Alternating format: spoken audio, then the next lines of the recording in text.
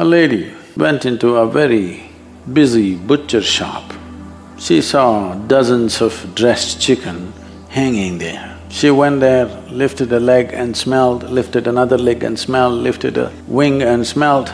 Like this she went on from chicken to chicken. Then the butcher came and tapped her on the shoulder and said, "Ma'am, would you pass a test like that?" You won't. So don't go about smelling around, what's wrong with this guy, what's wrong with her, what's wrong with him, what's wrong with her, what's wrong with him. All of them stink a bit. Every tree, every plant, in some way rooted in filth. But the question is only, does it throw out a fragrant blossom? That's all the question is. If the roots are bloody clean, it will not throw out anything wonderful. Are we in the process of transformation? Because this is the nature of life. Are we a continuous process of transformation? Because everything else on the planet is in the process of transformation. Are you a process of transformation? That's a big question. If you are a big yes to this one question, nothing else matters. If you are a stagnant pool, getting entangled in this and that every day and finding devious reasons as to why you're entangled, then you're a hopeless case.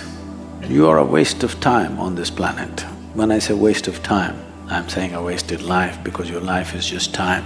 Some other creature could have lived.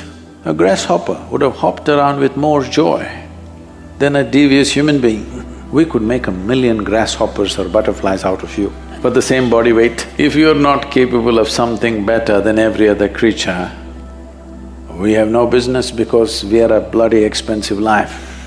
We are a very expensive life. Expensive in every way. To eat, sleep, to walk, how many arrangements we need? From footwear to clothes to buildings, how many arrangements? I don't see a kitchen anywhere in the forest, but they're all well fed. Now did you see the elephant walking with shoes? Very expensive life. For so much expense, this must do something better than every other creature can do. We as a species, as a human race, have done many terrible things, many wonderful things also. But for every wonderful thing we do, we have at least one terrible thing to show, if not more. Spiritual process means just this, that every day you keep subtracting your terrible things.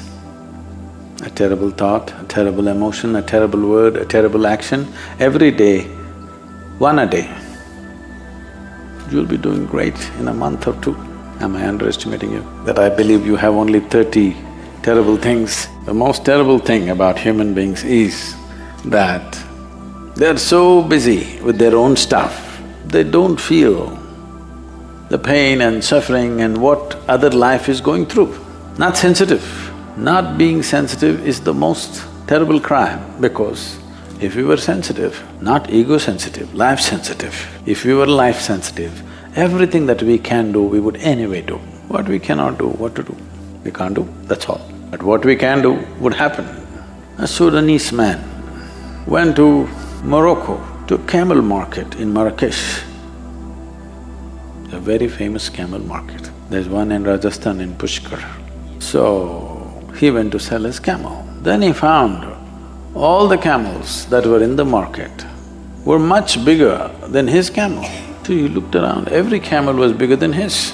Then he asked the Berber man, Berber is a tribe, the word barbarian comes from this tribe. The Berber man who was sitting with his large camels, he asked, "How come your camels are so big and mine barely half the size?" He said, "It's very simple.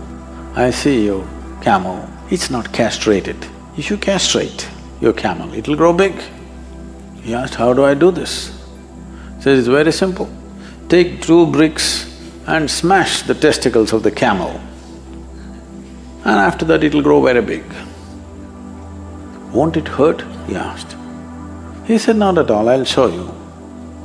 And he brought one camel, took 2 bricks and smashed it. The camel screamed in pain and ran. This Sudanese guy asked, "But you said it won't hurt." "Well, it only hurts if you get your finger between the bricks." You're very sensitive to what happens to you, barely sensitive to what happens to everything else. In this condition, the most wonderful nature of the human being will not find expression. You have to become sensitive. You must understand the tree, the flower, the birds, and all creatures are very sensitive to everything that's happening around them. They won't go and hurt anything unless they need to eat, unless it's their food. They never went about simply killing, because they're very sensitive to life. Not in the way you understand, not as an emotion, but simply sensitive to life. Never did this tree branch come down and knock any of you down during a darshan. Either it's for food or in self-defense. Otherwise, no animal is simply going on. So human beings have to show little evolution, little more evolution than the other creatures which are on the force. At least like our nearest relatives. Yes, I know, in the world there is competition for resource, there is competition for everything. And some friction will happen here and there. I am not innocent of those things. But I want you to at least eliminate the friction that happens within you, though you have nothing to gain. Simply, you smelling every chicken, but you yourself won't pass the test.